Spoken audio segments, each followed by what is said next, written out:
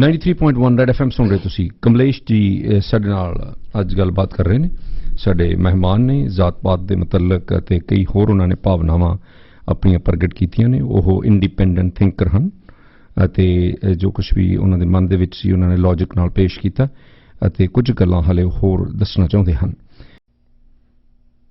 ਉਸ ਬੰਦੇ ਨੇ 50 ਬੁੱਕਾਂ ਲਿਖੀਆਂ, ਬੋਨ ਯੂਨੀਵਰਸਿਟੀ ਚੋਂ ਪੜ੍ਹਿਆ, PhD ਉਹਨੇ ਅਮਰੀਕਾ ਤੋਂ ਕੀਤੀ, ਇੰਗਲੈਂਡ ਉਹ ਪੜ੍ਹਿਆ। ਕਮ ਸੇ ਕਮ ਤੁਸੀਂ ਉਹਨੂੰ ਕੋਈ ਇੱਕ ਅੱਧੀ ਉਹਦੀ ਬੁੱਕ ਤਾਂ ਪੜ੍ਹ ਕੇ ਦੇਖੋ, ਬੰਦਾ ਲਿਖਦਾ ਕਿ ਉਸ ਇਨਸਾਨ ਨੇ ਇੰਨੀ ਸਟੱਡੀ ਕੀਤੀ, ਗਰੀਬੀ 'ਚ ਰਹਿ ਕੇ ਇੰਨੀ ਸਟੱਡੀ ਕੀਤੀ ਕਿ ਉਹਨੇ ਪੂਰੇ ਵਰਲਡ ਦੀ ਸਟੱਡੀ ਕਰ ਮਾਰੀ। ਲੇਕਿਨ ਉਹਨੂੰ ਅੱਜ ਤੱਕ ਇਸੇ ਕਰਕੇ ਕੋਈ ਪੜ੍ਹ ਨਹੀਂ ਰਿਹਾ ਕਿ ਉਹਦੀ ਜਾਤ ਜਾਂ ਇਹ ਲੋਕਾਂ ਨੂੰ ਪਤਾ ਨਾ ਲੱਗ ਜਾਏ ਉਹਨੇ ਕੀ, ਉਹ ਇਤਿਹਾਸ ਦੀਆਂ ਉਹ ਗੱਲਾਂ ਲਿਖ ਗਿਆ ਜਿਹੜੀ ਉਹਨੇ ਰਿਸਰਚ ਕੀਤੀ, ਜਿਹੜਾ ਵਾਕਈ ਇਤਿਹਾਸ ਹੈ ਇੰਡੀਆ ਦਾ। ਅਸੀਂ ਇਸੇ ਗੱਲੋਂ ਮੇਰਾ ਸਮਾਜ ਭਾਰਤ ਦਾ ਪਿੱਛੇ ਹੈ, ਚਾਹੇ ਉਹ ਸਿੱਖ ਲਾ ਲਓ ਚਾਹੇ ਕੋਈ ਵੀ, ਕਿਉਂਕਿ ਇਹਨਾਂ ਨੇ ਉਹਨੂੰ ਪੜ੍ਹਨ ਦੀ ਜ਼ਰੂਰਤ ਹੀ ਨਹੀਂ ਸਮਝਦੇ। ਇੱਕ ਵਾਰੀ ਪੜ੍ਹ ਕੇ ਹਨਾ ਡਾਕਟਰ ਅੰਬੇਡਕਰ ਨੂੰ, ਫਿਰ ਮੈਨੂੰ ਇਹ ਕੁਐਸਚਨ ਪੁੱਛਿਓ ਤਾਂ ਮੈਂ ਤੁਹਾਨੂੰ ਇਹਦਾ ਪ੍ਰੂਫ ਲਿਆ ਦਊਂਗੀ ਭਾਜੀ, ਸ਼ੰਭੂਕ ਦੀ ਮੌਤ ਦਾ ਵੀ ਲਿਆ ਦਊਂ। ਤੁਸੀਂ ਮੇਰੇ ਕੋਲੋਂ ਨਾ ਪੁੱਛਿਓ, ਤੁਸੀਂ 4 ਹਿੰਦੂ ਇਕੱਠੇ ਕਰਕੇ ਹੀ ਪੁੱਛਿਓ। ਜੇ ਤੁਸੀਂ ਹਿੰਦੂਆਂ ਦੀ ਗੱਲ ਕਰੋ, ਮੇਰੇ ਦੁਸ਼ਮਣ ਜਾਂ ਮੇਰਾ ਕੋਈ, ਮੇਰੇ ਨੋ ਹਿੰਦੂਆਂ ਦੀਆਂ ਕੁੜੀਆਂ ਜਾਂ ਹਿੰਦੂ ਇੰਡੀਆ ਵੀ ਮੇਰੇ ਅੱਜ ਤੱਕ ਵੀ ਉਹ ਤਾਏ ਚਾਚੇ ਸੀ ਜਿਹੜੇ ਸੀਗੇ, ਅੱਜ ਵੀ ਅਸੀਂ ਵਿਆਹਾਂ ਤੇ ਜਾਂਦੇ ਤਾਂ ਉਹ ਭਾਈਚਾਰਾ ਹੈਗਾ ਆ, ਪਿਆਰ ਹੈਗਾ ਆ। ਲੇਕਿਨ ਜਿਹੜੀ ਮੈਂ ਗੱਲ ਕਰਦੀ ਕਿ ਜਿਹੜਾ ਆਪਾਂ ਅੱਜ 21ਵੀਂ ਸਦੀ 'ਚ ਆ ਗਏ, ਟੈਕਨੋਲੋਜੀ ਇੰਨੀ ਹਾਈ ਹੋ ਗਈ, ਉਹ ਅਮਰੀਕਾ ਮਾਰਸ ਤੇ ਜਾ ਕੇ ਬਸਣ ਦੀਆਂ ਗੱਲਾਂ ਕਰ ਰਿਹਾ, ਅਸੀਂ ਇੱਥੋਂ ਹੀ ਕੋਡ ਨਹੀਂ ਮਿਟਾਉਂਦੇ। ਜਿਹੜੀ ਰੋਟੀ ਬੇਟੀ ਦੀ ਮੈਂ ਸਾਂਝ ਦੀ ਗੱਲ ਕਰਦੀ ਹਾਂ ਨਾ, ਕਿ ਇੱਕ ਬ੍ਰਾਹਮਣ ਕੀ ਬਾਣੀਆਂ ਦੀ ਕੁੜੀ ਨਾਲ ਵਿਆਹ ਕਰਾਉਂਦਾ, ਇੱਕ ਕਸ਼ਤਰੀ ਰੋੜਾ ਭਾਪਿਆਂ ਦੀ ਕੁੜੀ ਨਾਲ ਵਿਆਹ ਕਰਾਉਂਦਾ, ਇੱਕ ਭਾਪਾ ਸਿੱਖ ਜੱਟਾਂ ਦੇ ਮੁੰਡੇ ਨਾਲ ਵਿਆਹ ਕਰਦੇ ਆ।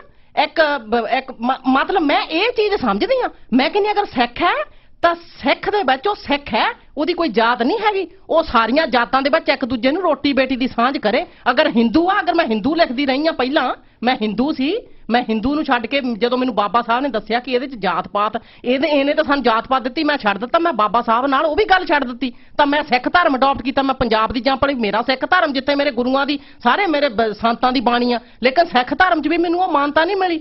ਦੈਨ ਮੈਂ ਮਤਲਬ ਬੁੱਧ ਧਰਮ ਇੱਕ ਐਸਾ ਧਰਮ ਹੈ ਜਿਹੜਾ ਭਾਰਤ ਦਾ ਧਰਮ ਹੈ ਜਿਹਨੇ ਸਭ ਤੋਂ ਪਹਿਲਾਂ ਹਿੰਦੂ ਧਰਮ ਨੂੰ ਕੰਡੈਮ ਕੀਤਾ ਕਿ ਜਾਤ ਪਾਤ ਇਹਨੇ ਫਲਾਈ ਹੈਗੀ ਆ। ਉਸ ਤੋਂ ਬਾਅਦ ਉਸੇ ਧਰਮ ਨੂੰ ਗੁਰੂ ਗੋਬਿੰਦ ਨਾਨਕ ਤੋਂ ਲੈ ਕੇ ਸੰਤਾਂ ਜਿੰਨੇ ਮੇਰੇ ਗੁਰੂ ਹੋਏ ਆ ਉਹਨਾਂ ਤੋਂ ਲੈ ਕੇ ਗੁਰੂ ਨਾਨਕ ਦੇਵ ਨੇ ਤੇ ਗੁਰੂ ਗੋਬਿੰਦ ਸਿੰਘ ਨੇ ਉਸੇ ਮਤਲਬ ਬੁੱਧ ਦੀ ਗੱਲ ਕੀਤੀ ਹੈਗੀ ਕਿ ਇਹੀ ਧਰਮ ਹੈ ਜਿਹੜਾ ਧਰਮਾਂ ਨੂੰ ਇਕੱਠੇ ਕਰਦਾ। ਮੈਂ ਰੋਟੀ ਬੇਟੀ ਦੀ ਸਾਂਝ ਦੀ ਗੱਲ ਕਰਦੀ ਹਾਂ, ਨਾ ਕਿ ਮੈਂ ਤਾਂ ਜੇ ਤੁਸੀਂ ਪ੍ਰੂਫ ਦੀ ਗੱਲ ਕਰਨੀ ਆ, ਮੈਂ ਆਪਣੇ ਲੋਕਾਂ ਨੂੰ ਇਕੱਠੇ ਕਰਕੇ ਮੈਂ ਪ੍ਰੂਫ ਇਹ ਲੱਭ ਕੇ ਤੁਹਾਨੂੰ ਲਿਆ ਦੂੰਗੀ ਕਿ ਹਾਂ ਇਹ ਕਿੱਥੋਂ ਤੱਕ ਸੱਚ ਹੈ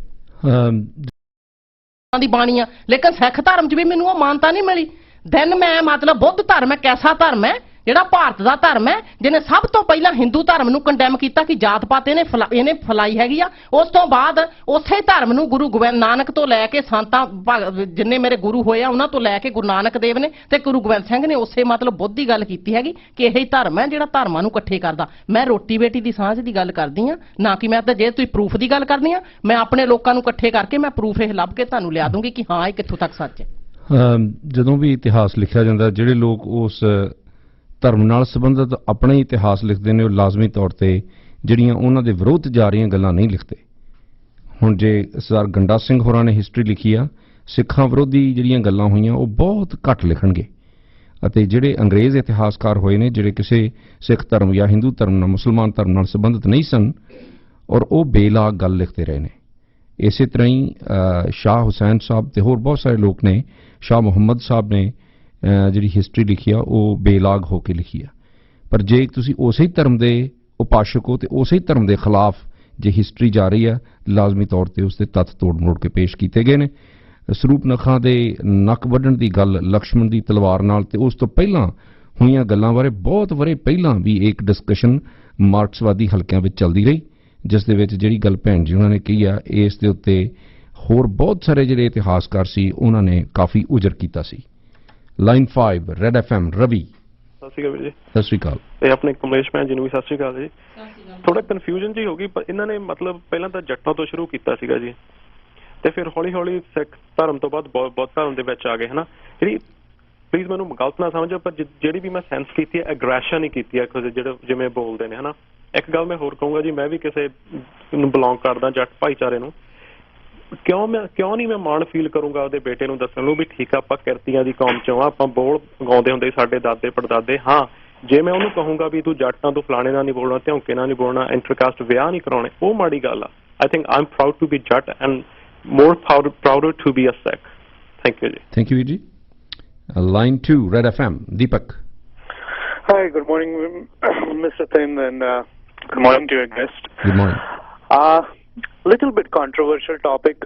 पहले तो मैं ये बहन जी जो आपके रेडियो स्टेशन में आई हैं, मैं उनको ये कहना चाहता हूँ कि इवन इफ चाहे हिंदू धर्म में कितनी भी गलतियां हो या सिख धर्म में कितनी भी गलतियां हो या कुछ नहीं हो, आई एम नॉट मैं अपने आप को ज्ञानी नहीं कहलाता हूं कि मैंने सारे अपना धर्म पढ़ा है या सिख धर्म पढ़ा है या और कोई धर्म पढ़ा है, बट फर्स्ट ऑफ ऑल उसको किसी भी धर्म को कंडेम नहीं करना चाहिए।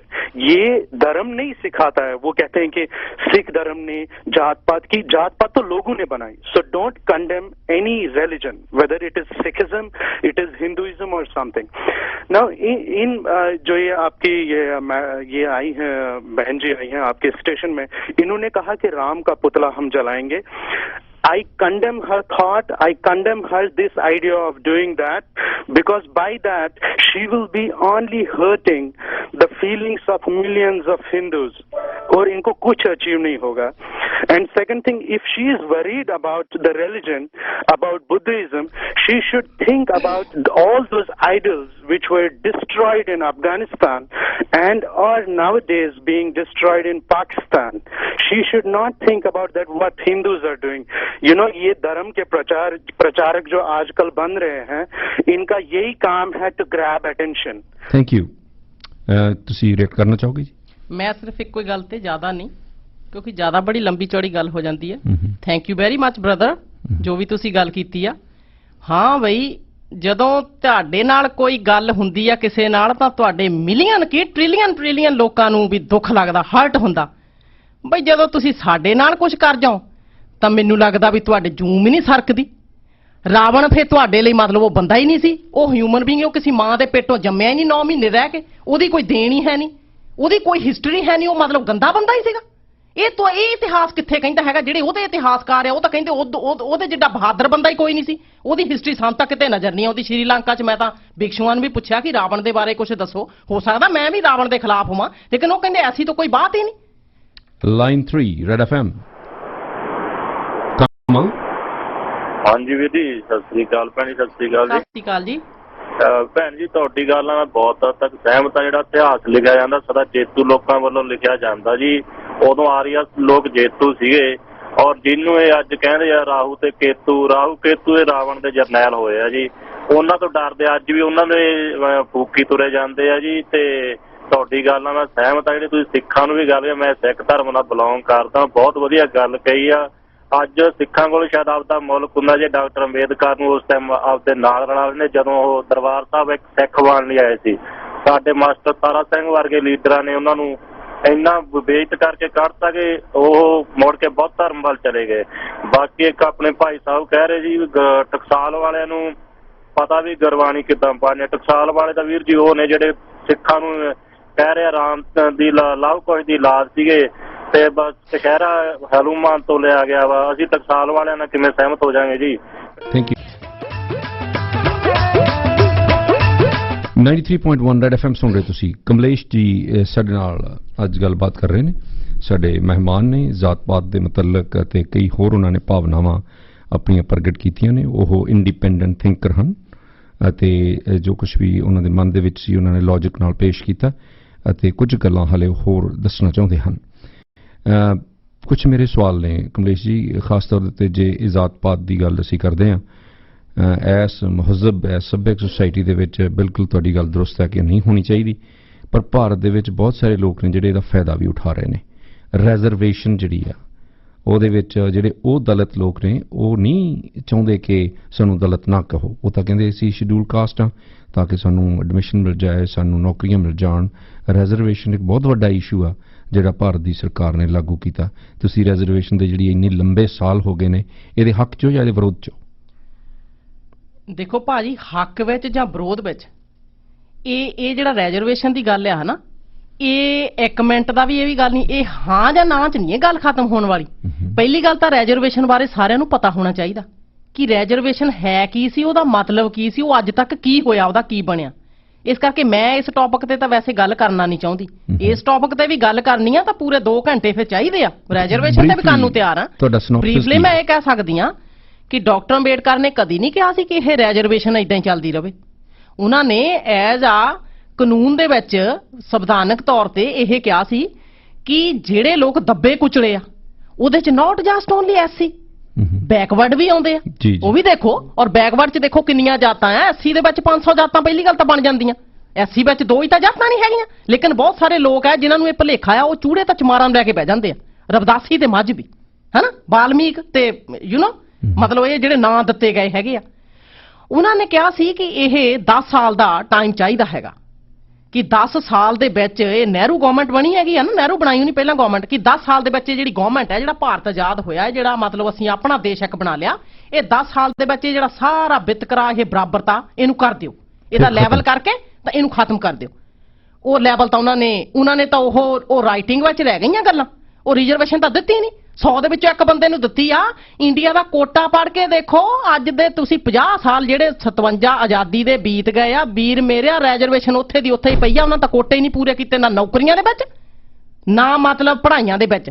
ਔਰ ਪੰਜਾਬ ਦਾ ਲੈਵਲ, ਤੁਸੀਂ ਮੈਨੂੰ ਇਹ ਦੱਸੋ, ਤੁਸੀਂ ਬੜੇ ਮਹਾਨ, ਮੈਂ ਤੁਹਾਨੂੰ ਪਹਿਲਾਂ ਵੀ ਕਿਹਾ ਕਿ ਪੰਜਾਬ ਦਾ ਲੈਵਲ ਜਿਹੜਾ ਪੜ੍ਹਾਈ ਦਾ ਬਿਲਕੁਲ ਹੀ ਖਤਮ ਕਰ ਦਿੱਤਾ ਗਵਰਨਮੈਂਟ ਨੇ। ਉਹਦਾ ਕਾਰਨ ਕੀ ਆ? ਉਹਦਾ ਕਾਰਨ ਇਹ ਹੀ ਆ ਕਿ ਕਿਤੇ ਇਹ ਲੋਕ ਨਾ ਪੜ੍ਹ ਕੇ ਜਾਗਰਤ ਹੋ ਜਾਣ। ਅਗਰ ਇਹ ਲੋਕ ਪੜ੍ਹ ਗਏ, ਇਹ ਜਾਗਰਤ ਹੋ ਗਏ, ਤਾਂ ਨਹੀਂ ਸਾਨੂੰ ਢਾਉਣਾ।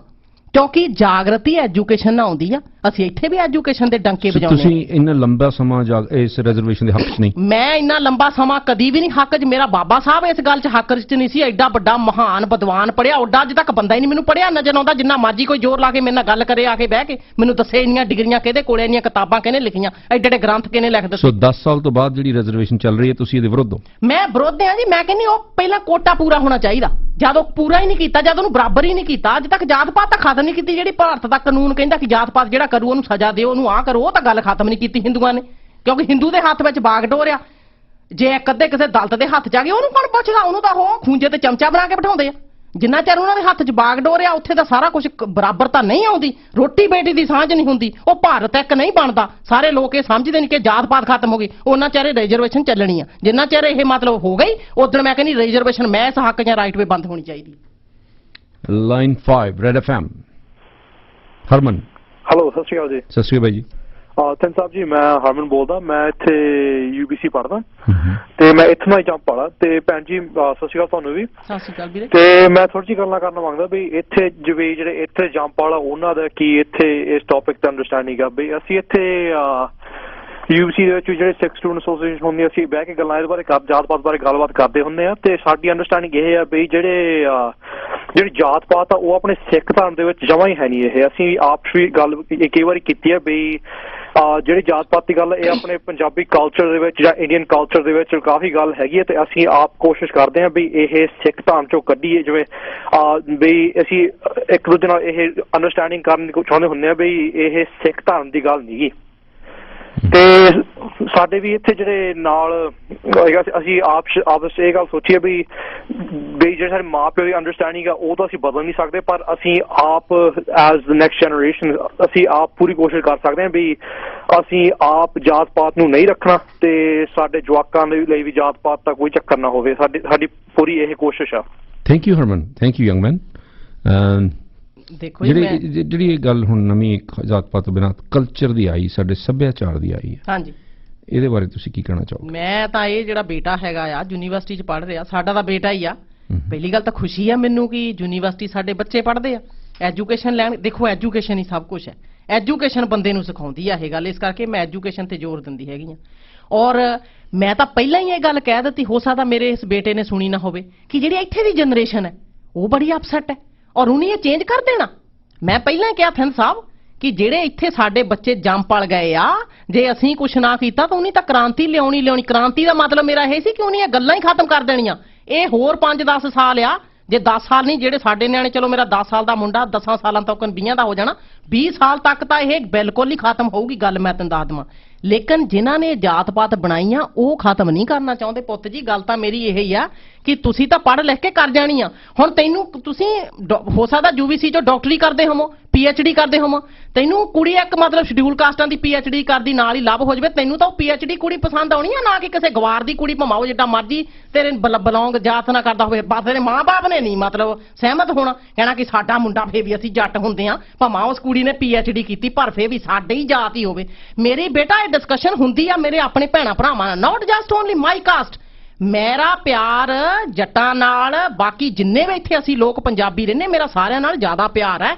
ਉਹਨਾਂ ਦੀਆਂ ਔਰਤਾਂ ਨਾਲ ਮੈਂ ਬੈਠਦੀ ਆ, ਮੈਂ ਮੇਰੀ ਬੰਦਿਆਂ ਨਾਲ ਡਿਸਕਸ਼ਨ ਆਲਰੇਡੀ ਹੁੰਦੀ ਹੈਗੀ ਮਰਦਾਂ ਨਾਲ, ਔਰ ਜਦੋਂ ਕਦੋਂ ਉਹ ਹਰ ਬੰਦਾ ਮੇਰੇ ਨਾਲ ਡਿਸਕਸ ਕਰਦਾ, ਜਦੋਂ ਕਦੋਂ ਗੱਲ ਇੱਥੇ ਆ ਕੇ ਰੁਕ ਜਾਂਦੀ ਹੈ। ਜਿਹੜੇ ਕਈ ਉਸ ਮਾਈਂਡ ਦੇ ਬੰਦੇ ਉਹ ਕਹਿੰਦੇ ਕਮਲੇਸ਼ ਬਈ ਵਿਆਹ ਤਾਂ ਆਪਣੇ ਵਿੱਚ ਹੀ ਚੰਗਾ ਲੱਗਦਾ। ਉਹ ਵਿਆਹ ਆਪਣੇ ਵਿੱਚ ਚੰਗਾ ਲੱਗਦਾ ਤੇ ਅਸੀਂ ਕਿੱਦਾਂ ਤੋੜ ਸਕਦੇ ਆ?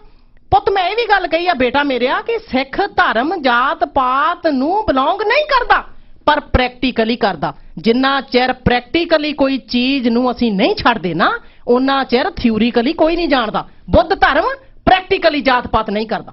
ਤੁਸੀਂ ਕਲਚਰ ਦੇ ਵਿੱਚ ਹੋ ਰਿਹਾ ਜਾਤ ਪਾਤ ਦਾ ਪ੍ਰਚਾਰ ਦਾ ਜ਼ਿਕਰ ਕਰਦੇ ਸੀ ਮੇਰੇ ਕੋਲ ਪਰਸੋਂ ਚੌਥੇ। ਵਾਹ ਵਾਹ ਵਾਹ ਵਾਹ ਵਾਹ ਕੀ ਬਾਤ ਕੀਤੀ ਆ, ਮੇਰੇ ਤਾਂ ਦਿਮਾਗ 'ਚ ਹੀ ਨਹੀਂ ਸੀ।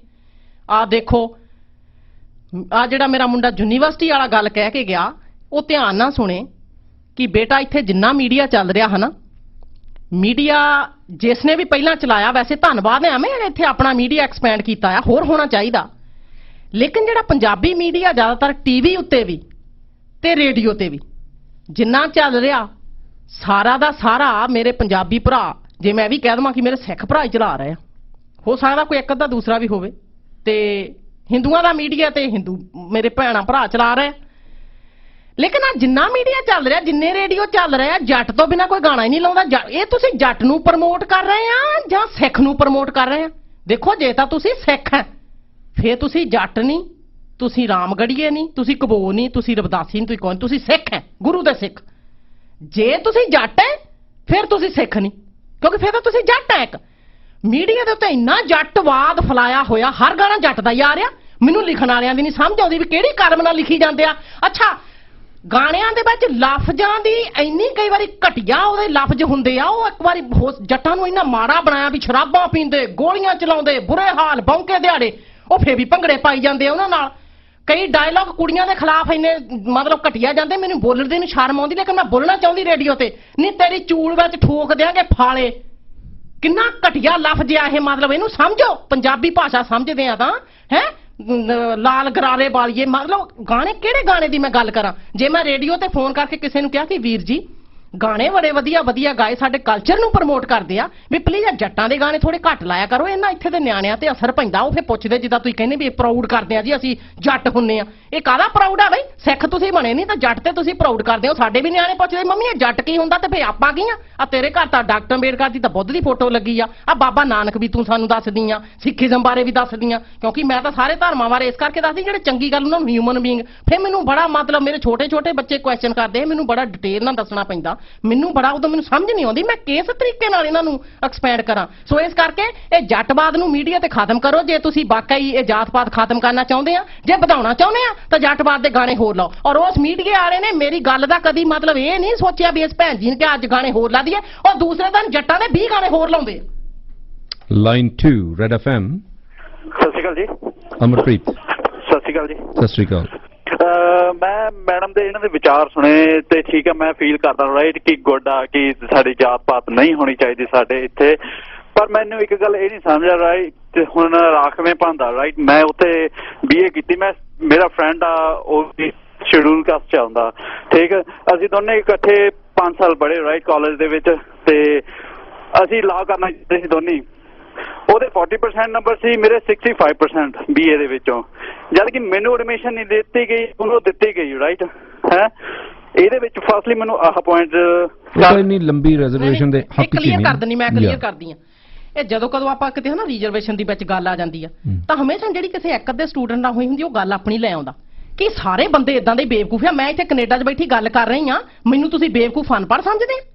ਜਿਹੜੇ ਮੇਰੇ ਇੱਥੇ ਬੱਚੇ ਜੰਮ ਕੇ ਇੱਥੇ ਡਾਕਟਰੀਆਂ ਕਰ ਗਏ ਹੈਗੇ, ਏਡੇ ਏਡੇ ਮਤਲਬ ਅਫਸਰ ਲੱਗੇ ਆ, ਕੀ ਉਹ ਮਤਲਬ ਰਿਜ਼ਰਵੇਸ਼ਨਾਂ ਲੈ ਰਹੇ ਆ? ਪਹਿਲਾਂ ਮੈਨੂੰ ਇਸ ਟੌਪਿਕ ਤੇ ਗੱਲ ਕਰੋ ਮੇਰੇ ਨਾਲ ਆ ਕੇ। ਕੈਨੇਡਾ ਦੇ ਵਿੱਚ, ਮੈਂ ਕੈਨੇਡਾ ਦੀ ਗੱਲ ਕਰਦੀ ਆ, ਭਾਰਤ ਵਿੱਚ ਤਾਂ ਸਾਨੂੰ ਬੇਵਕੂਫ ਬਣਾਤਾ ਨਹੀਂ, ਸਾਨੂੰ ਕਿਹਾ ਤੁਸੀਂ ਪੜ੍ਹ ਹੀ ਨਹੀਂ ਸਕਦੇ, ਅਸੀਂ ਪੜ੍ਹ ਨਹੀਂ ਸਕਦੇ, ਸਾਨੂੰ ਸਕੂਲਾਂ ਦੇ ਵਿੱਚ ਊੜਾ ਐੜਾ ਹੀ ਪੜਾਇਆ ਹੈਗਾ, ਇੰਗਲਿਸ਼ ਪੜ੍ਹਾਈ ਨਹੀਂ, ਅਸੀਂ ਕਿੱਦਾਂ ਮਤਲਬ ਵੱਡੇ ਬਣ ਸਕਦੇ ਆ? ਇੱਕ ਅਮੀਰ ਦਾ ਬੱਚਾ ਇੰਗਲੈਂਡ ਪੜ੍ਹ ਕੇ ਆਉਂਦਾ ਹੈਗਾ, ਮੈਨੂੰ ਮੇਰੇ ਪ੍ਰਾਇਮਰੀ ਸਕੂਲ ਦੇ ਵਿੱਚ ਐਜੂਕੇਸ਼ਨ ਮਿਲਦੀ ਆ, ਮੈਂ ਗੁਰੂ ਨਾਨਕ ਯੂਨੀਵਰਸਿਟੀ ਤੋਂ ਐਜੂਕੇਸ਼ਨ ਲੈਂਦੀ ਆ। ਉਹ ਬੰਦੇ ਮਤਲਬ ਜਿੱਥੇ IAS ਬੰਦੇ ਮਤਲਬ ਬਣਦੇ ਹੈਗੇ ਆ ਦੇਹਰਾਦੂਨ ਤੋਂ, ਉੱਥੋਂ ਮਤਲਬ ਡਿਗਰੀਆਂ ਲੈਂਦੇ ਹੈਗੇ ਆ, ਮੇਰੇ ਤਾਂ ਉਹਨਾਂ ਦੀ ਪੜ੍ਹਾਈ 'ਚ ਕਿੰਨਾ ਫਰਕ ਆ? ਸੋ ਵੀਰ ਜੀ, ਮੇਰੇ ਇੱਥੇ ਮਤਲਬ ਜਿਹੜੇ ਲੋਕ ਰਹਿੰਦੇ ਹੈਗੇ, ਇਹ ਦੱਸੋ ਕਿ ਇਹ ਪੜ੍ਹਨ 'ਚ ਹੁਸ਼ਿਆਰ ਆ ਕਿ ਨਹੀਂ, ਜਾਂ ਇਹ ਰਿਜ਼ਰਵੇਸ਼ਨਾਂ ਲੈ ਕੇ ਪੜ੍ਹਦੇ ਆ, ਜਾਂ ਕੀ ਕਰਕੇ ਪੜ੍ਹਦੇ ਹੈਗੇ?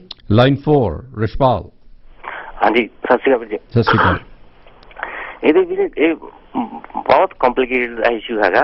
ਜਿਹੜੇ ਭੈਣ ਜੀ ਹੈਗੇ ਨਾ ਗੱਲ ਕਰਦੇ ਹੈਗੇ ਆ, ਗੱਲ ਕਰਦੇ ਬਹੁਤ ਸਾਰਾ ਇਹਦੇ ਸੱਚਾਈ ਹੈਗੀ ਆ।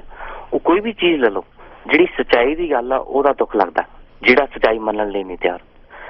ਤੇ ਜਿਹੜੀ ਗੱਲ ਮੈਂ ਇਹਨਾਂ ਨੂੰ ਪੁੱਛਣਾ ਚਾਹੁੰਦਾ ਸੀਗਾ, ਸਿੱਖ ਧਰਮ ਦੇ ਵਿੱਚ ਤਾਂ ਜਾਤ ਪਾਤ ਹੈ ਹੀ ਨਹੀਂ। ਗੁਰੂ ਸਾਹਿਬ ਨੇ 5 ਪਿਆਰੇ 5 ਜਾਤੀਆਂ ਤੋਂ ਲੈ ਕੇ ਸਾਰਿਆਂ ਨੂੰ ਬਰਾਬਰ ਕਰਤਾ। ਉਹ ਤਾਂ ਦੱਸ ਚੁੱਕੇ। ਤੇ ਜਿਹੜੀ ਗੱਲ ਇਹਨਾਂ ਨੂੰ ਮੈਂ ਪੁੱਛਣਾ ਚਾਹੁੰਦਾ, ਜਿਹੜੇ ਕਹਿੰਦੇ ਬੁੱਧ ਧਰਮ ਦੇ ਵਿੱਚ ਜਾਤ ਹੈ ਨਹੀਂ, ਉਹ ਇਕੱਲੀ ਇਹਨਾਂ ਦੇ ਜਿਹੜੀ ਆਊਟਸਾਈਡ ਆਫ ਇੰਡੀਆ ਬੁੱਧ ਧਰਮ ਦੇ ਇਹਨਾਂ ਦੇ ਜਿਹੜੇ ਭਾਈਚਾਰੇ ਹੈਗੇ ਉਹਨਾਂ 'ਚ ਹੈ ਨਹੀਂ, ਕਿ ਜਿਹੜੇ ਇੰਡੀਅਨ ਬੁੱਧ ਇੰਡੀਆ ਦੇ ਵਿੱਚ ਹੈਗੇ ਉਹਨਾਂ ਦੇ ਵਿੱਚ ਵੀ ਹੈ ਨਹੀਂ।